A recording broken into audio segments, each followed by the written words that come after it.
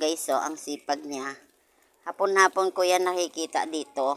Tuwing dumadaan bumibili ako. Nagtitinda kapag uwian lang. Oo. Tapos, hanggang ng gabi. Opo. Tapos yung binibigay naman sa'yo, yung binabayad sa'yo, anong ginagawa mo? Tinatabi ko para pambaon bukas. Magkano naman binibigay sa'yo? 60. Ang hapon, pag umuwi ka galing school. Opo. Oo, mag-aral ka ng mabuti. Para paglaki mo, may trabaho ka na maganda. Ayan. Ayan guys, so, tawa-tawa, may sinining. Ayan. Sino may-ari nito? Ayan. Ayan po, tita ko, yung sexy na maganda.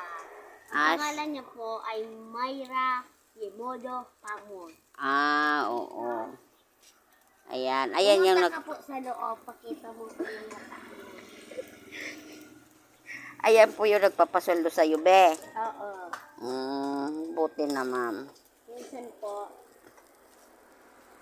So, yan, nag-iigib ka. oo. Para may bayad naman yung pag-igib. Oo, 5. Ang isang timba. Oo. Pwede na yun. Tapos baon mo naman yon. Oo. Project. Bebili ng project.